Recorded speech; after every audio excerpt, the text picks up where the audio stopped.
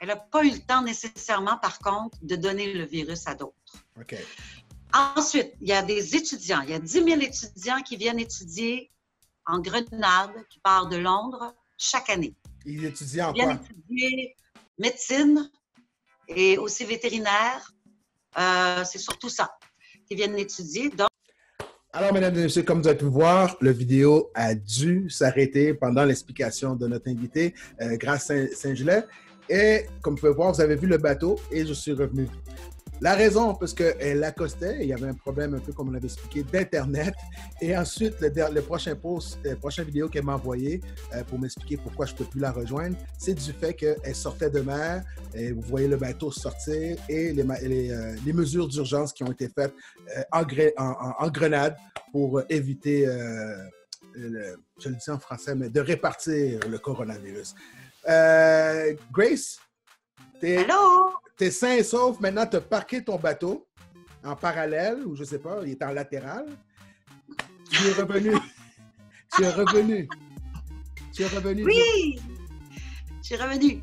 Comment ça s'est passé? Parce qu'on s'est parlé, après ça, c'était le bateau, bing bang. Après ça, tu me dis que tu es dans un taxi à l'avion, Toronto 24 heures, même pas plus tard, et Montréal maintenant. C'est comme... Comment ça s'est passé, toute cette aventure-là de la Grenade à Montréal? Bon, alors, premièrement, hein, on ne pouvait pas avoir un taxi comme on voulait. Ah non? Yup! Le gouvernement exigeait aux chauffeurs de taxi d'avoir un permis spécial pour t'amener à l'aéroport parce que personne ne se promène dans les rues. Je n'avais jamais vu la Grenade aussi tranquille de ma vie.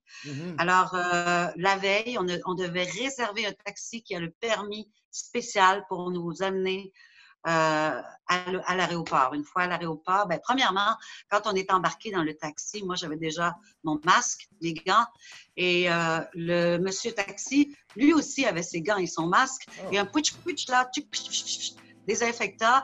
Il a désinfecté partout son taxi. Comme ça, on était safe. Et puis, quand on est parti, eh ben, il y avait des véhicules de police et d'armée sur les routes.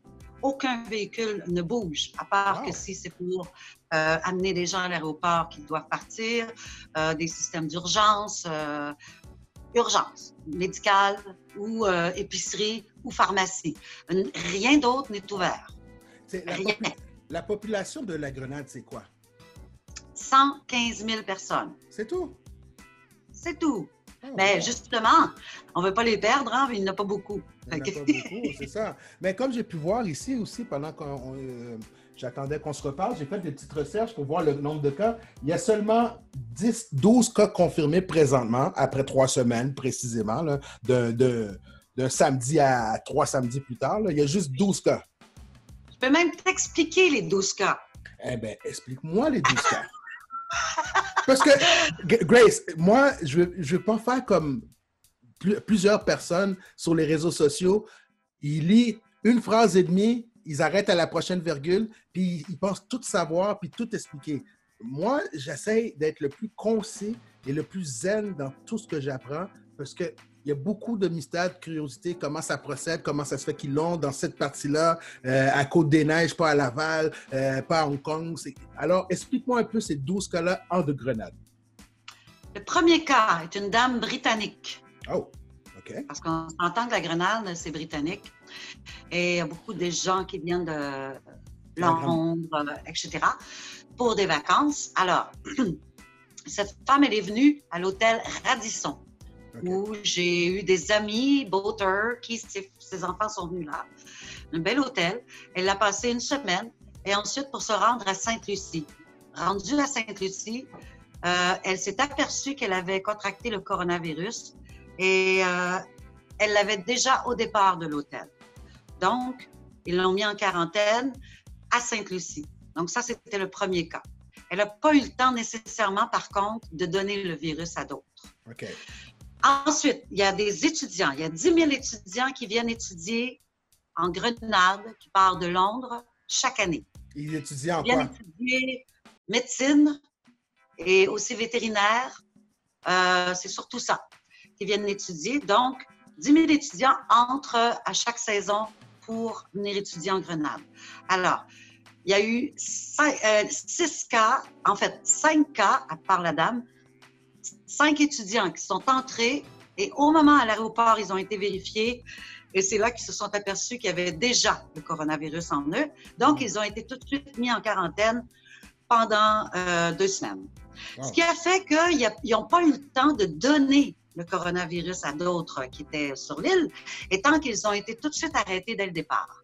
Donc, c'est pour ça que pendant 2 semaines, il n'y a pas eu de nouveaux cas en tant que tel. Okay. So, il y a 5 plus 1, ça en est rendu à 6. C'est ça. Alors, on était presque 2 semaines là qu'on n'était que à 6. Et qu'il ne l'a pas donné nécessairement peut-être à 1 ou 2 personnes, je ne sais pas, là, je ne suis pas quand même dans les statistiques totales. Mm-hmm. Et il y a eu une autre personne aussi qui était sur l'île, qui, elle ne sait pas à qui qu'elle l'a donné ou de qui elle l'a reçu, mais qu'elle travaille dans le public.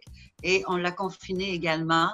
Et c'est là qu'il s'est ajouté quelques cas dans la semaine après, donc qui est monté à 10. Le 10e était un homme de Londres qui, lui, a pris un avion qui s'est sauvé. Alors, voici l'affaire. Oh, wow.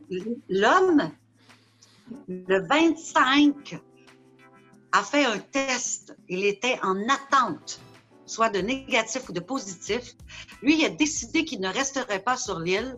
Le 26, il a pris l'avion d'Air Canada avec un de mes amis boaters, Normand et sa femme, et il est entré dans l'avion sans le dire à personne qui était peut-être infecté ou pas.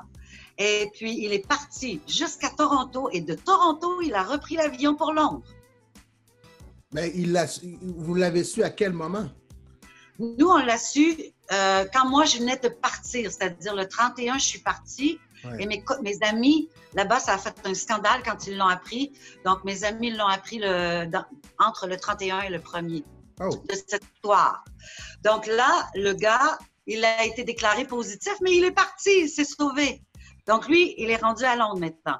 Donc, il n'y a plus un cas pour personne en Grenade, mais il a peut-être quand même donné le virus à des gens entre-temps. Et là, depuis, il y a 2 autres cas, depuis que je suis arrivée ici, qui sont arrivés. C'est ça qui fait le 12, là. Pardon? C'est ça qui fait le 12. Exactement. Et ils font vraiment tout là-bas, par exemple, pour... Quand j'ai été à la pharmacie le jeudi d'avant, donc je suis partie le lundi, le 31, et le jeudi d'avant, j'ai été faire une commission à la pharmacie et on devait tenir la distance sociale de 2 mètres et une personne à la fois entrait dans la pharmacie. Donc, c'était déjà effectif, la sécurité et ces choses-là, 1 semaine avant. Et plus aucun bateau de croisière n'entrait 2 semaines avant. Et j'ai été témoin parce que moi, mon bateau, j'étais stationnée, j'étais ancrée à Port-Louis. À Port-Louis, c'est là où est-ce que tous les bateaux de croisière arrivent pour débarquer les gens. Et ils ont arrêté, comme ça fait 3 semaines qu'il n'y a plus aucun bateau de croisière, que les gens débarquent sur l'île. Et puis, voilà. Ainsi que la navette pour aller à Carriacou, qui fait partie de la Grenade, qui est comme 4 heures sur la mer. Moi, ça me prend 7 heures avec le voilier. Ben, eux, ils ne pouvaient pas non plus débarquer. Et là, c'était rendu que les voiliers, on ne pouvait plus débarquer de notre voilier. Oh! Ouais. Là, moi, je suis partie à temps. Là, ils avaient pris des mesures strictes que mes amis qui sont encore là, qui sont français, eux ne peuvent pas rentrer sur la France. Et puis, d'ailleurs, eux devaient rentrer. Et quand ils ont parlé à des médecins là-bas, parce que mon ami, lui, il a des problèmes de santé, ils ont dit « T'es malade, ne viens pas ici ». Alors, il a décidé de canceller son billet d'avion. Donc, il ne sait pas quand est-ce qu'il va pouvoir rentrer de nouveau. Il est sur son bateau, son voilier, là. Oui. Où est-ce que j'étais à Grenada Marine, à Saint-David. C'est là où je mets mon bateau en cale sèche. Et c'est là où j'ai pris mes belles images, que j'ai été marcher sur le bord de l'eau. Wow. Et voilà. Et lui, il est pris là. Donc, je suis en contact avec sur WhatsApp tous les jours. On se garde en contact. Et depuis qu'on est parti, c'est rigide. Ils viennent vérifier à tous les jours sur le yard, sur l'endroit où est-ce que... Le stationnement, comme? de bateau, voir s'il y a des gens qui débarquent de leur bateau. Et pour le ravitaillement, eh bien, on a un ami qui s'appelle, je ne me souviens plus de son nom en tout cas, qui lui fait le ravitaillement. C'est un Américain qui va faire le ravitaillement pour tous les boaters de l'île. Donc, on est quand même, là, il en restait beaucoup, là. De tous les de tout partout, là, des États-Unis, du Canada, d'un peu partout dans le monde. Et il y en a au-dessus de 150 bateaux. Et lui, il doit fournir Manikou, qui s'appelle. Il doit fournir tous les boaters. Donc, on donne notre liste d'épicerie et tu vas à ton pied avec ton petit dinghy, puis tu attends ton épicerie, puis tu retournes sur ton bateau. Dingy-ling-a-ling, dinghy avec Kwaku. Wow! C'est vraiment serré. Et dans l'avion, comment ça s'est déroulé? Parce que moi, je demande dans l'avion parce que il y a certains pays où les hôtesses de l'air ont une visière, comme un docteur ou un infirmier. Mais ici, je n'ai pas entendu rien de ça, de sécuritaire. En Grenade, c'était comment dans l'avion? D'abord, quand on est arrivé à l'aéroport, il y avait plusieurs personnes dans la file d'attente qui n'avaient pas de masque. Et il y a un homme qui appartient à l'aéroport qui nous a donné des masques à tous. Moi, j'en avais déjà un avec des gants déjà et mes petites lingettes démaquillantes que j'avais mis de l'alcool dedans dans mon sac baguise pour désinfecter mes gants, désinfecter mes choses que je touchais, le panier, etc. Donc, j'étais très bien munie de tout ce qu'il me fallait pour être protégée. Par contre, il y en avait d'autres qui n'avaient rien. On leur a donné des masques. Ils ne les ont pas mis. Il y a une douzaine de personnes dans l'avion qui ne les ont pas mis du tout. Un monsieur qui parlait aussi qu'il n'y avait aucun commerce d'ouvert dans l'aéroport pour avoir de la nourriture et que dans l'avion, on n'en aurait pas et que d'ailleurs, à Toronto non plus et dans le vol suivant non plus. Donc, t'es rendu à l'aéroport, si tu n'as pas amené quelque chose avec toi, t'es foutu. Donc, tu as encore plus faim juste d'y penser. Wow. Et là, on a pris l'avion. Et lorsqu'on a pris l'avion, cette douzaine de personnes, entre autres 2 Québécois qui, je pense, avaient un bateau, mais que je ne connais pas personnellement, mais que j'ai vu à travers leur corporel qui sortait d'un bateau, eh bien, eux, ils n'ont pas mis de masque ni de gants tout le trajet. Il y avait une gang de jeunes d'environ une trentaine d'années, 20-30, qui n'avaient pas de masque, qui riaient même des procédures à prendre de ça. Et puis, bon, voilà, quelques-uns comme ça qui dormaient la bouche ouverte, pas de masque, pas rien. Donc, voilà. Wow. Et puis, rendu à l'aéroport de Toronto, eh bien, on nous a demandé seulement si on faisait de la fièvre.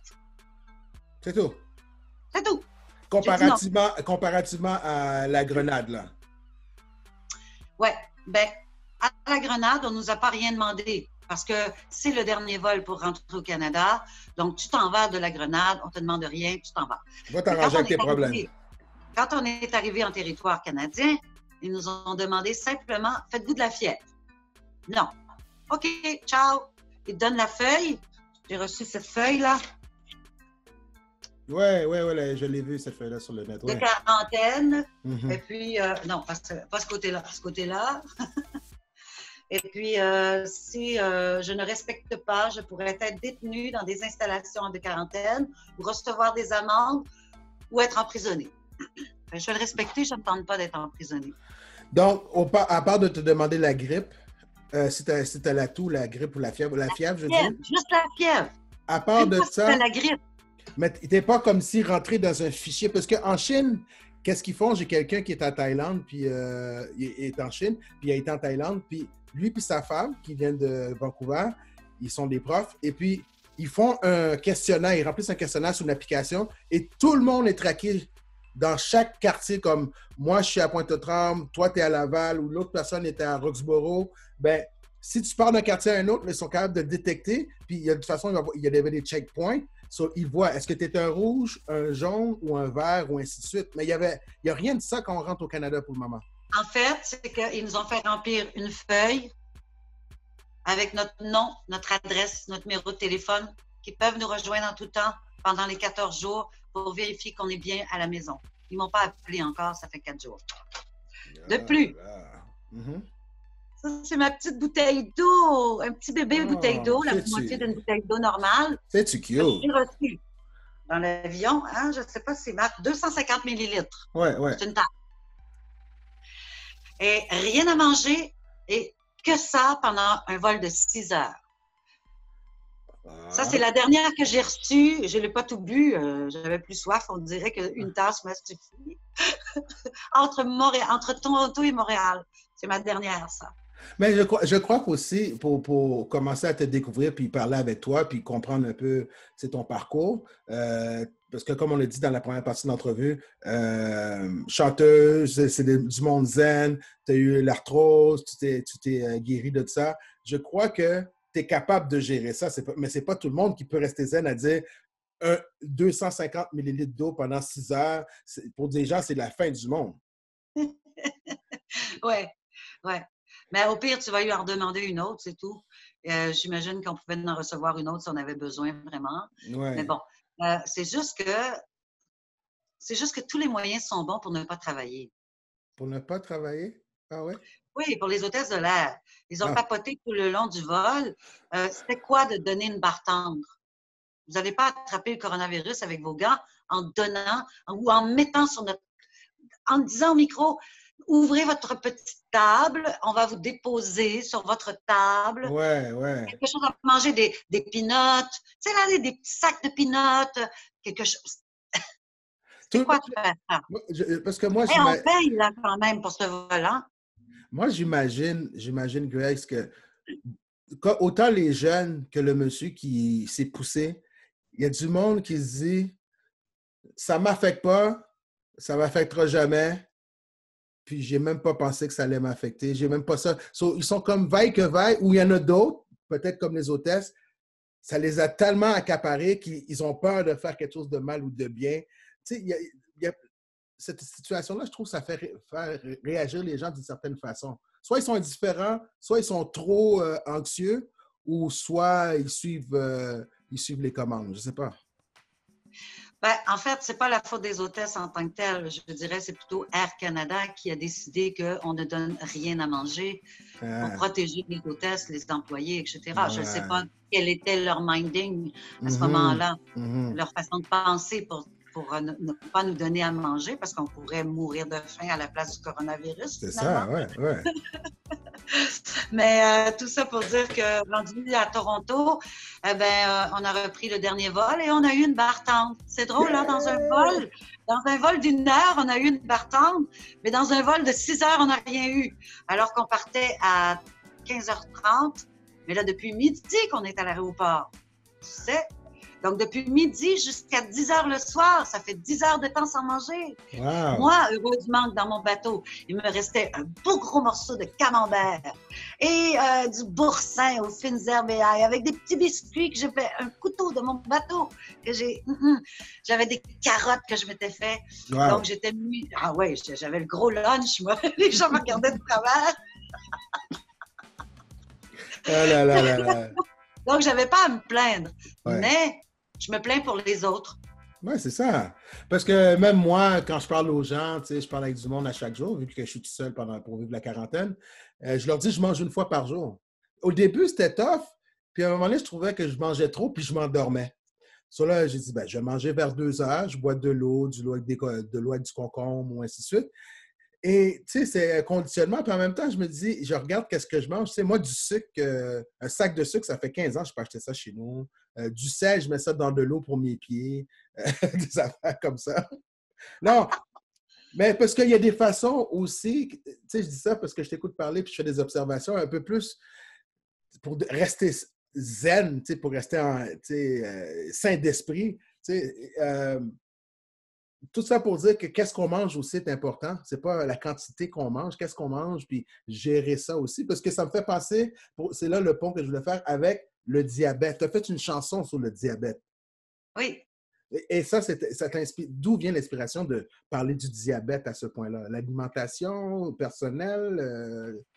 Toutes les maladies viennent des émotions. OK. En partant. Donc, une personne qui, dans son enfance, a manqué de douceur. Ouais. Alors, c'est la douceur qui prédomine chez le diabète. Ah. Une personne qui n'a pas eu de douceur du tout, qu'on a toujours été dur avec cet enfant, n'a pas connu la douceur, donc il est dur en face à lui-même et ça attire des gens qui sont encore durs envers lui-même. Donc, et ça peut être à bas âge. Hein. Des fois, le diabète arrive chez un enfant de 7 ans, 10 ans, 12 ans, et c'est un manque de douceur. Donc, c'est de là que vient émotionnellement le diabète, c'est la base. Il y a beaucoup de petites choses qui rentrent en ligne de compte au niveau émotionnel, mais le plus gros mot qu'on pourrait sortir, c'est la douceur. OK. Mais aussi, OK, la douceur, les émotions, comme tu dis, l'alimentation. Moi, je crois en ce que tu dis. Je crois aussi que, ici en Amérique du Nord, comme autres pays aussi, on ne mange pas vraiment du vrai sucre. Puis peut-être aussi, même où il y a du sucre, je crois qu'on abuse du sucre dans notre nutrition aussi. Des fois, pas vrai. En Grenade, c'est le sucre de canne que j'ai vu, de mes propres yeux vus, qui est là en branche, qui le font après en sucre. Moi, je prenais que ce sucre-là, comme dans mon café, parce qu'un café pas de sucre, pour moi, c'est... Je suis pas capable. J'arrête le café. Et puis, c'est un sucre qui est beaucoup plus sain parce qu'il n'y a pas des choses additionnelles. C'est un sucre qui est plus clean, tu sais, si on veut. Mais moi, personnellement, je me dis que sur la Terre, tout est là pour être consommé et c'est tout le temps dans l'équilibre. Sans abus, que tout peut être consommé. Puis, c'est ça le problème chez les gens, c'est qu'ils vont consommer trop d'une chose et pas assez d'une autre. Mais c'est certain, ce qu'on entre dans notre corps, c'est d'en prendre soin. Alors, si on entre des mauvaises choses, c'est qu'à quelque part, on n'aime pas notre corps. On ne prend pas soin de nous. C'est comme des gens qui disent, je regarde ça des parents avec des enfants, ils leur donnent quelque chose de bon, mais eux, ils continuent à manger mal. Ouais, fais ce que je dis, mais fais pas ce que je fais. C'est comme, je ne veux pas m'obstiner avec des gens comme ça quand je les observe, mais je suis comme, mais tu te fous carrément de toi-même. Dans ma tête, je dis ça, là, pas à voix haute. Oui, c'est se mentir à soi. Ouais.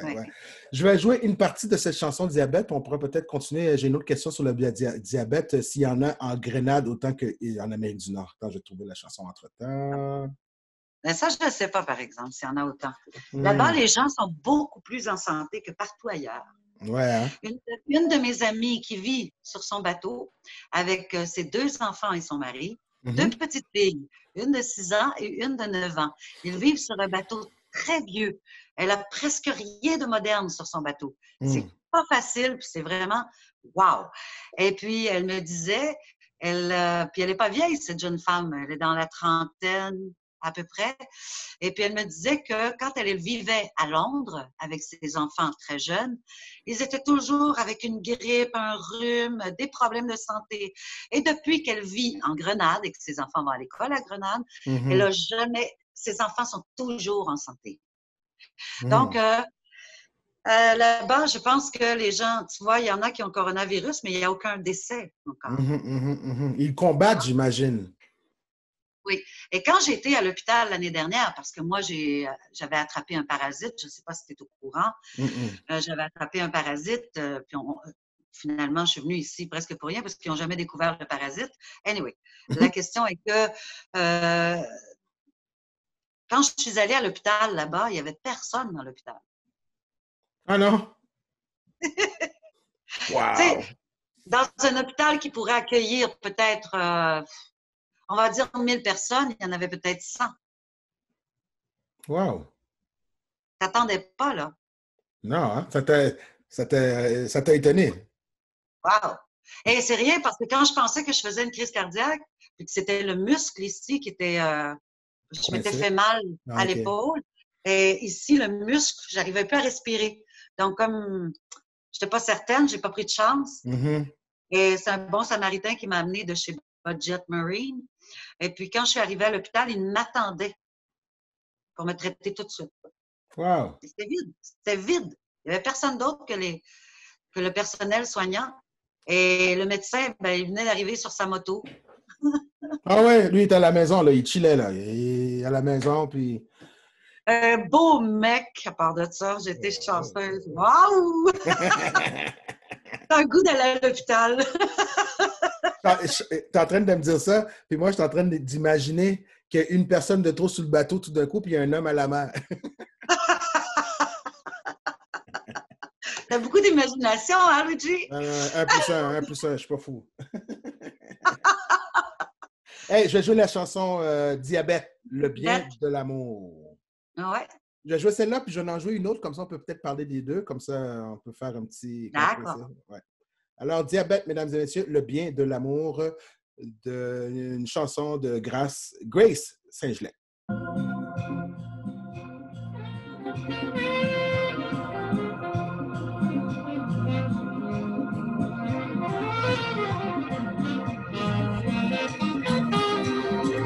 T'entends-tu bien, ouais? J'ai besoin d'amour à chaque jour, j'ai du bonheur à répétition. La douceur est revenue, je l'ai retrouvée au profit d'un amour continu. J'ai l'impression que je dois me gâter, je prends toute la douceur possible pour faire plaisir à mon âme. Une petite pause. Je vais faire un remix de ça avec un beat à la David Guetta. J'adore, je le vois déjà. On continue. Je sais que je tiens le coup, je suis heureuse de foncer, de braver la vie, les gens, les événements. Je dis aujourd'hui que mes moments sont remplis de joie. Maintenant, j'ai choisi d'aller à la douceur. Chaque jour que me fait seul bonheur. Wow, j'aime bien celle-là. Je l'adore. Bon, je vais jouer l'autre. On avait une. Poumon. Tu veux-tu dire quelque chose avant que je joue Poumon? Vas-y, je t'en parlerai après. OK, parfait.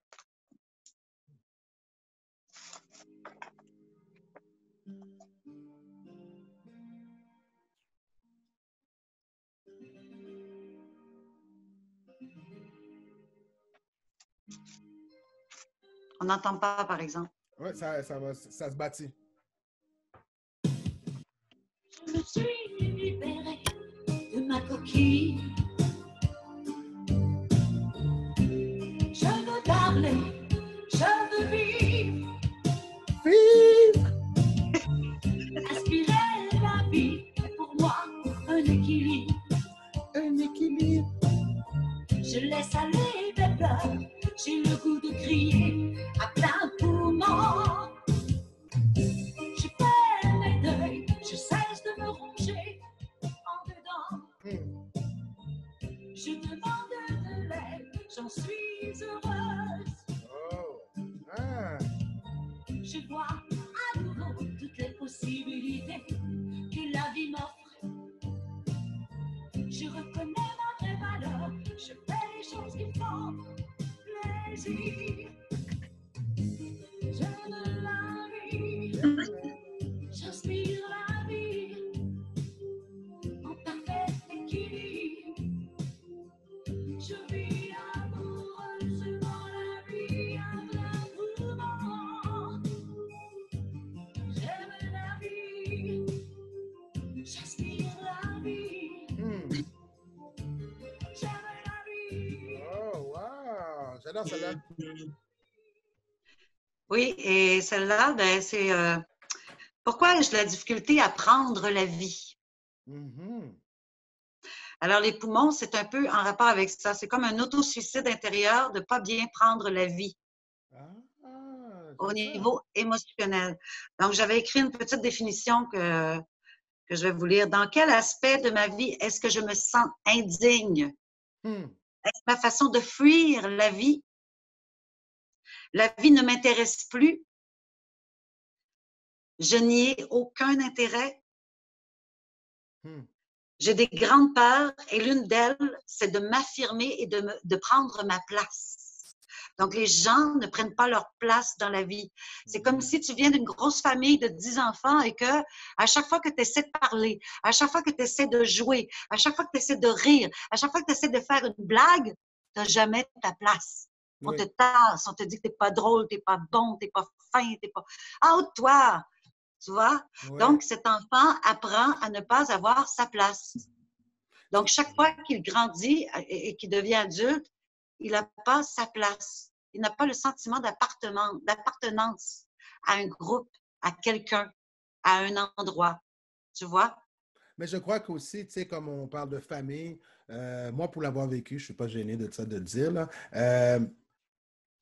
si tu ne rentres pas dans la norme, c'est comme tu n'as pas rapport. Là. C'est comme, soit t'es trop smart ou tu es trop ci, Taillé. tu es plate, tu sors pas, tu ne veux pas même faire les mêmes jokes que moi, tu es trop philosophe ou tu ne sors Ben, tu vois, jamais.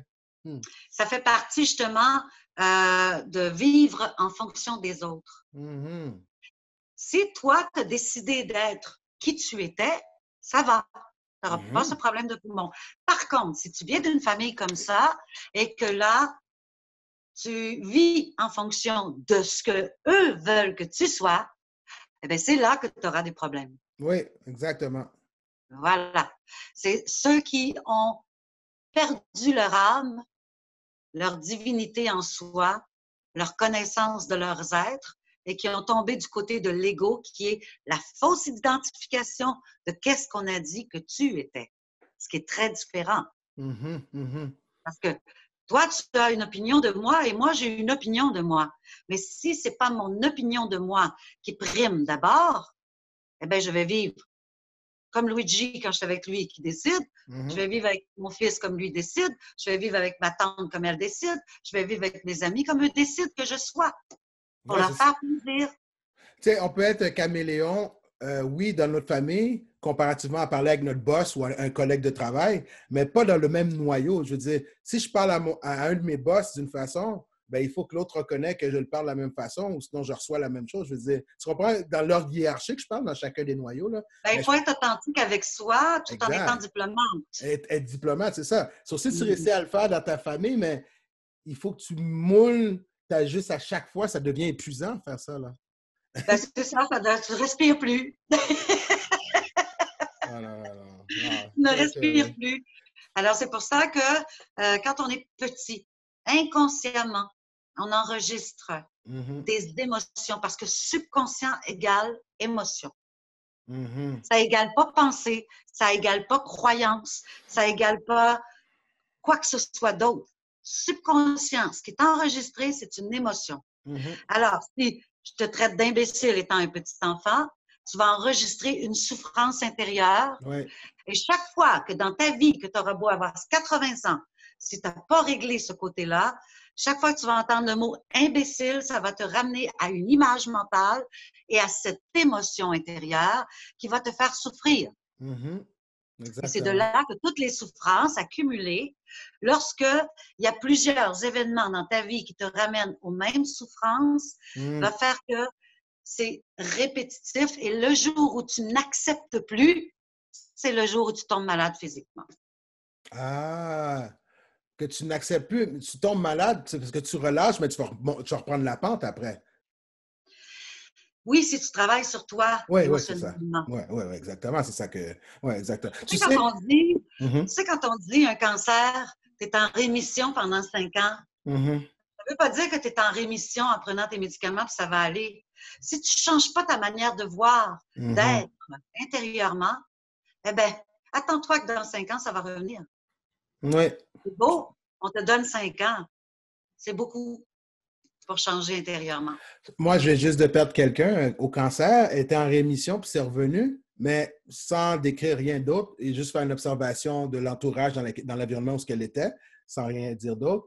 Elle est décédée quelques mois après parce que oui, les médicaments, oui, la chimio, ça marchait, puis ses cheveux repoussaient, puis elle était en pleine forme, puis elle allait de l'avant, mais il y avait des choses de avant qui étaient encore présentes. Toxique, Qui étaient encore qui présentes. entrait en elle. Alors, même si une personne, comme je dis souvent dans mes conférences, même si une personne fait un travail intérieur si elle est entourée de toxicité, c'est un peu comme si je te donnais de la nourriture bio et que je te mettais une goutte de poison chaque jour dans ton assiette. Au bout du compte, le poison va l'emporter sur toute la bonne nourriture bio que je vais te donner. Ouais. Tu vois? Tu me fais penser, je vais te partager ça avant qu'on se quitte. Moi, je suis rappeur depuis les années 80 et mon premier nom, quand j'étais jeune, parce que je voyais deux de mes amis, j'ai rajouté ça, tu vas voir un peu, deux de mes amis étaient rappeurs. Et puis, je trouvais ça cool. Puis moi, je venais juste de déménager de Terrebonne. Je suis venu à Montréal-Nord. Puis, hey, je les trouve cool. Puis, j'ai des coups. Je découvre mon quartier, des nouveaux amis. So, moi, j'étais toujours le petit bouffon joker à l'avant. Toujours de l'avant. Mais rapper, c'était pas mon affaire. So, pour captiver, je me suis appelé Monsieur Stupid Fresh. Mr. Stupid Fresh.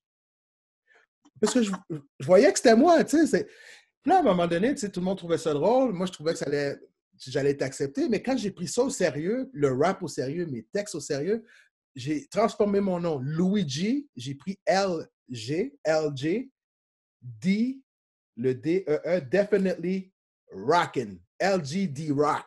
Puis j'ai rajouté le LGD Rock de Third Eyes MC, le MC du troisième œil, parce que je voyais tout le temps les choses autrement que les gens de mon environnement depuis que je suis jeune, tu comprends? Puis Oui. ça fait un lien avec ce que tu dis, comme évoluer. Puis maintenant, depuis 20 ans, j'ai eu une expérience, je pourrais dire, spirituelle ou métaphysique. Je te l'expliquerai un bonjour, mais pas maintenant. Je me suis appelé Soundproof, à l'épreuve du son, à l'épreuve du bruit, à l'épreuve des vibrations qui sont pas... Parce que je me suis dit, mon troisième œil comprend des choses, puis il y a des choses que j'ai plus le goût de dealer ou ça fait pas de sens de dealer avec. So, je me suis renommé Soundproof, à l'épreuve des mauvaises vibrations. Le monde me demande d'où vient Soundproof. Je ne peux pas tout le temps l'expliquer, mais c'est comme tu dis, l'évolution, tu lâches, tu te réalises, tu lâches, tu te réalises.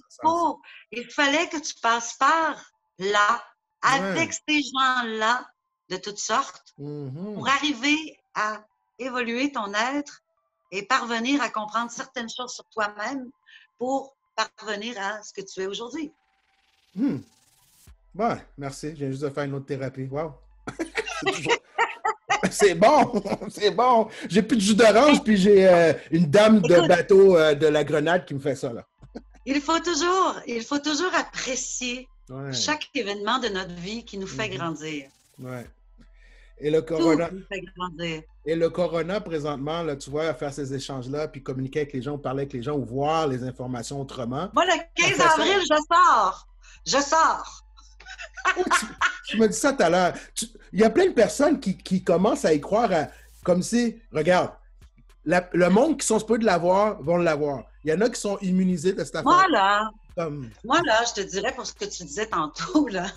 Ouais. Écoute, moi, quand j'ai commencé, j'étais petite fille et j'allais à l'église et quand j'entrais, je fais « Ah, que ça sent bon, c'est ma maison. » Je me sentais chez moi à l'église. Hein?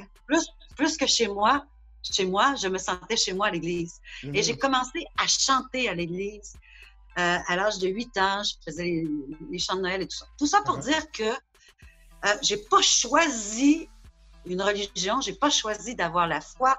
C'est la foi qui m'a choisi. Donc, la foi me choisit dans ce sens que moi, je me dis tout le temps, si je dois mourir, écoute, quand tu es sur un bateau, sur un voilier, tu défies la mort à chaque fois que tu pars en mer. Il peut arriver n'importe quoi. Tu sais, un clic. Moi, j'ai un harnais de sécurité auquel je me clique, je suis attachée. Quand je pars en mer, même si je longe la côte.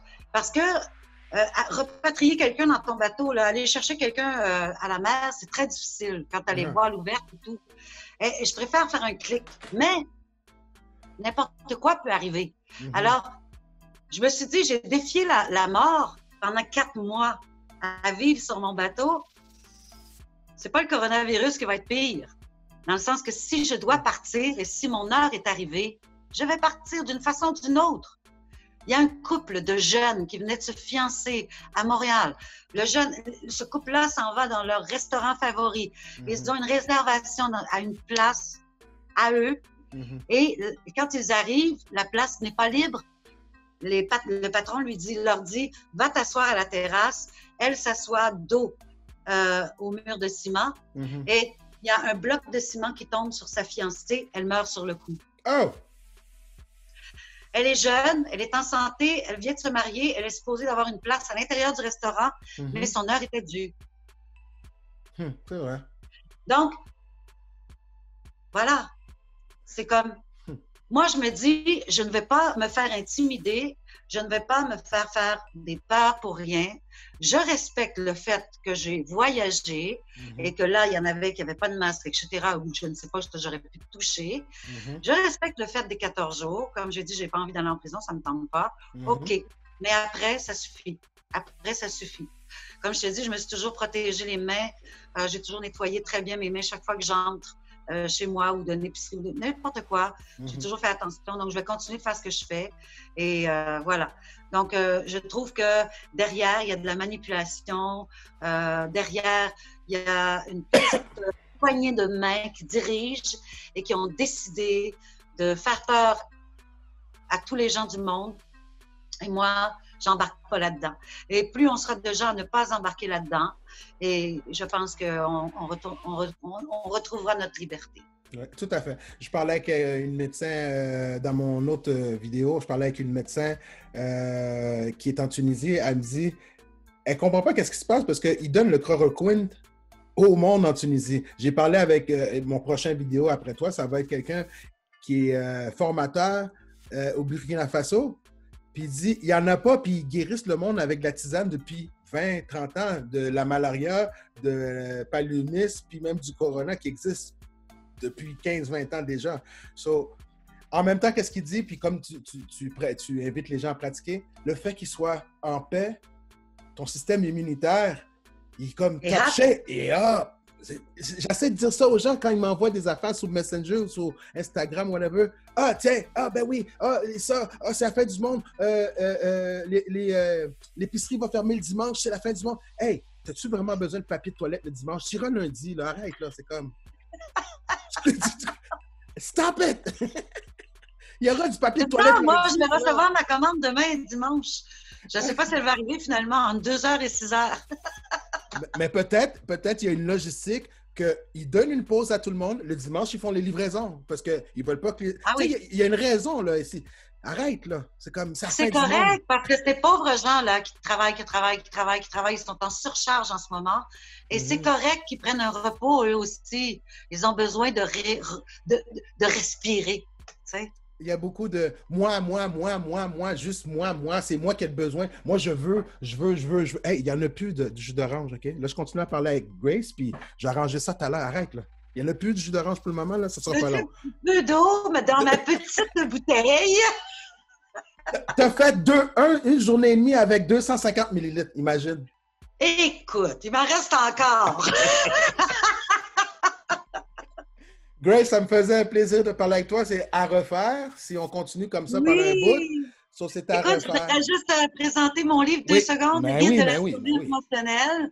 Alors, si vous pensez avoir des maladies de l'âme, c'est quoi une maladie de l'âme? C'est quand une personne est toujours triste, une personne est toujours en colère, une personne est toujours inquiète, vit d'anxiété, une personne qui est jalouse, une personne qui est menteuse, une personne qui est avare, gourmande. Il y en a une couple d'avares dans notre pays ou dans les autres en ce moment.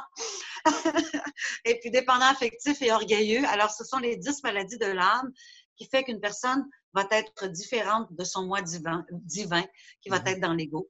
Il y a aussi 7 sauts pour une bonne santé émotionnelle. Alors, 7 choses à mettre en pratique dans sa vie pour être bien émotionnellement. Et puis, bien d'autres choses, la prière du pardon. Parce que sans le pardon, on n'arrive à rien. Hein? C'était la première chose. Ensuite, s'aimer et s'approuver. Alors, vous allez sur mon site internet chantetasanté.com. Chante ta santé.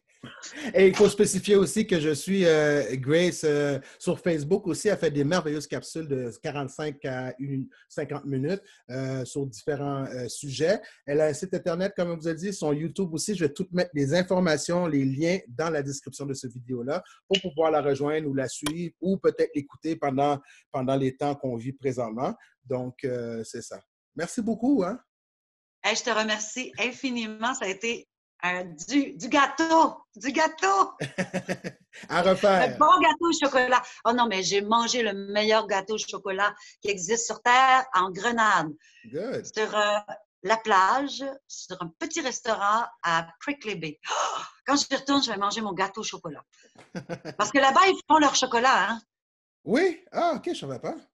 Ah ben oui, puis c'est pas du chocolat sucré, c'est vraiment fait à partir du cacao. Et OK.